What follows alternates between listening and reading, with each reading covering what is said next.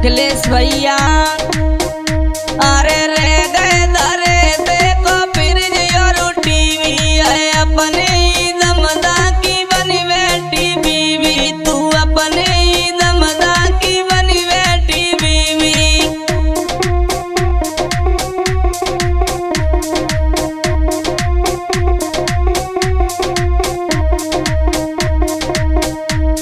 अरे कर्म करो करो पति रोई रोई की जीता तू बजी गई दमान संग योरी अनीता तू बजी गई दमान संग योरी अनीता।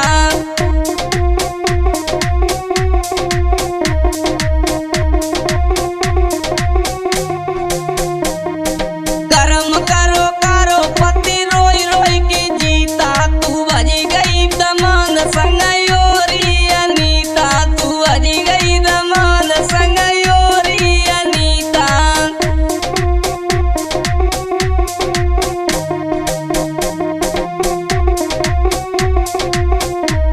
तू करी गई कलेश पति छोड़ी गई लोता तू बजी गई दमान संग योरी अनीता तू बजी गई दमान संग योरी अनीता।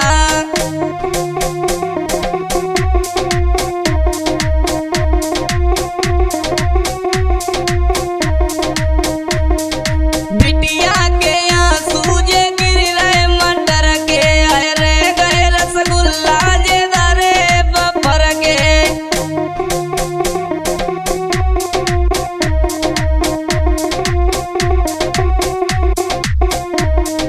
बिटिया के आंसू गिर रहे मटर के रे गए दरे रसगुल्ला बफर के।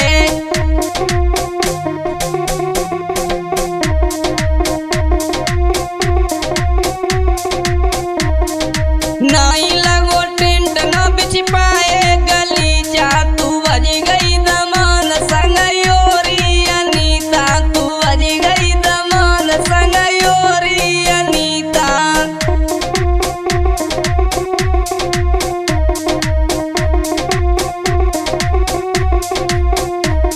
तू करी गई कलेश पति छोड़ी गई रोता तू बजी गई दमान संग योरी अनीता तू बजी गई दमान संग योरी अनीता।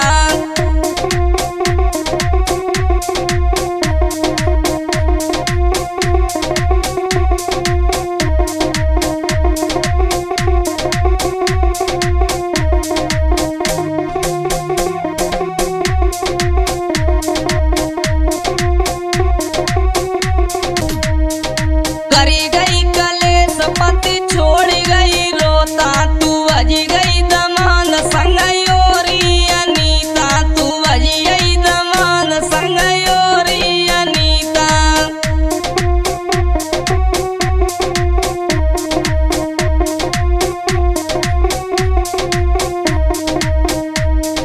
करी गई कलेश पति छोड़ी गई रोता तू बजी गई दमान संग योरी अनीता तू बजी गई दमान संग योरी अनीता।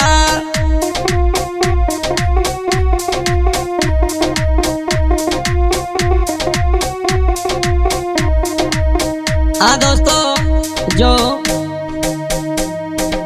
ये अलीगढ़ से जो सोशल मीडिया पर जो खबर निकली है इतनी वायरल होती चली जा रही है कि एक माँ ने और अपनी लड़की के साथ में बहुत गलत किया। अपने दामाद को लेकर के घर से तिजोरी खाली करने के बाद और भाग गई।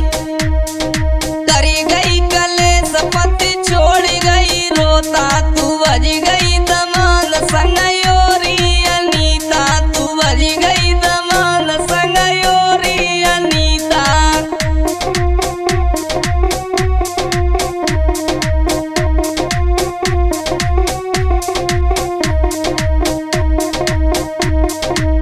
घर की तिजोरी करी गई है तू खाली लेके दमान संग बैठ गई गाड़ी तू लेके दमान संग बैठ गई गाड़ी।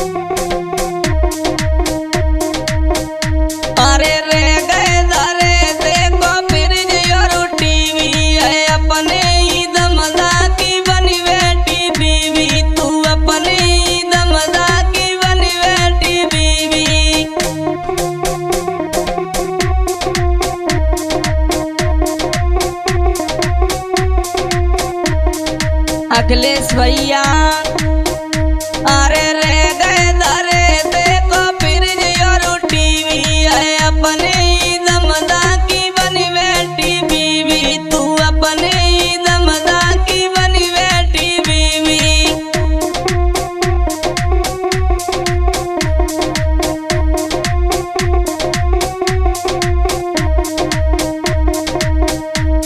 अरे कर्म करो करो पति रोई रोई की जीता तू बजी गई दमान संग योरी अनीता तू बजी गई दमान संग योरी अनीता।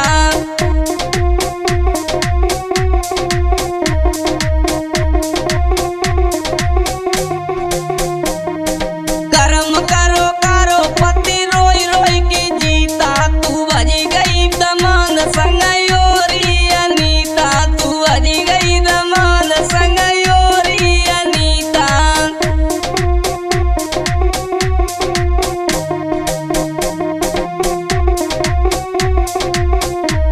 तू करी गई कलेस पति छोड़ गई रोता तू बजी गई दमान संग योरी अनीता तू बजी गई दमान संग योरी अनीता।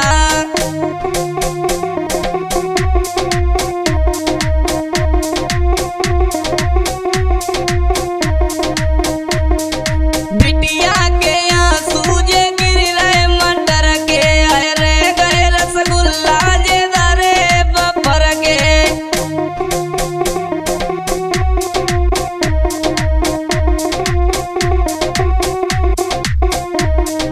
बिटिया के आंसू गिर रहे मटर के रे गए दरे रसगुल्ला बफर के।